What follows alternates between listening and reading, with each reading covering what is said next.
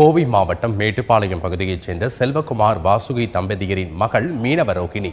இவர் ராசிபுரத்தை அடுத்துள்ள காக்காபேரி தனியார் பாலிடெக்னிக் கல்லூரியில் 2ஆம் ஆண்டு படித்து வருகிறார். கல்லூரியில் செல்போன் பயன்படுத்தியதற்காக துறை தலைவர் மற்றும் ஆசிரியர்கள் மீனவ ரோகிணியை அடித்து துன்புறுத்தியதாக கூறப்படுகிறது. இதுகுறித்து விவரம் கேட்க சென்ற மாணவியின் தாயாரை தரக்குறைவாக பேசியதாக தெரிகிறது.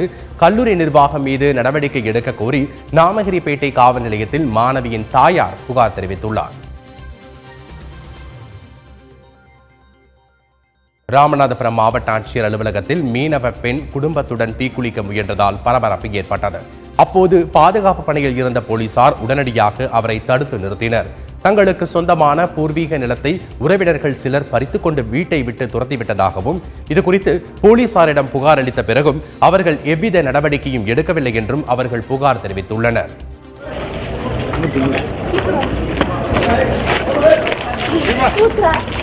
என்னம்மா பிரச்சனையை சொல்லுமா. என்ன பிரச்சனை? என்னடே சொல்லாம நீ வாட்டில் வந்து ஊத்திக்கிறீங்க. எனக்கு என்ன தெரியும்? வாமா வாமா இங்க. யாரு கூட பண்ணா? இங்க வாமா. அதுக்கு தீ குளிச்சுனா சரியா செஞ்சா புண்ணியமாயிருமா? எங்களால உயிர் வாழ முடியல.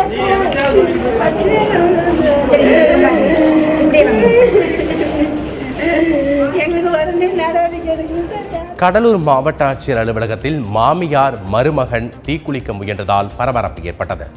துறிஞ்சிக்கொல்லை பகுதியைச் சேர்ந்த பாவாடை என்பவர் தனது மனைவி மற்றும் குழந்தைகள் கடத்தப்பட்டுள்ளதாகவும் அவர்களை கண்டுபிடித்து தருமாறும் போலீசில் புகார் அளித்துள்ளார்.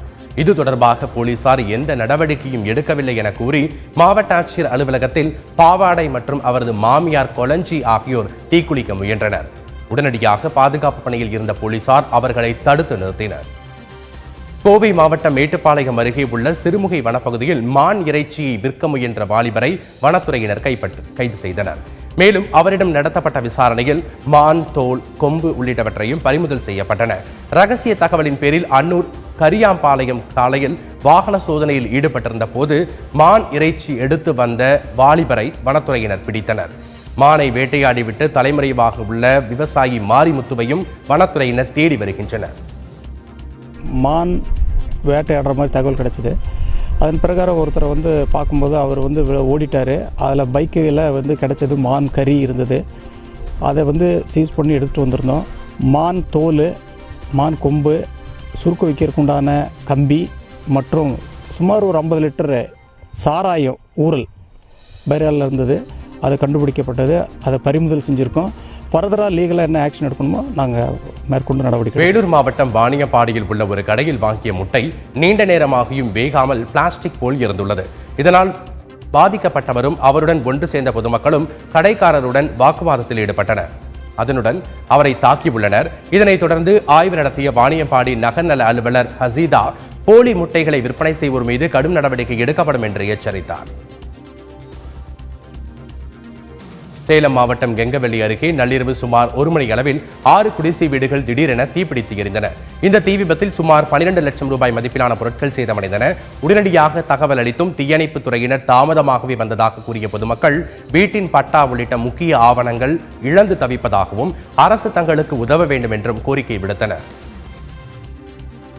வறட்சியை நிரந்தரமாக நீக்க தேசிய நீர்வழிச்சாலை திட்டத்தை மத்திய மாநில அரசுகள் விரைந்து செயல்படுத்த வேண்டும் என இத்திட்டத்தை வடிவமைத்த பொறியாளர் காமராஜ் தெரிவித்துள்ளார்.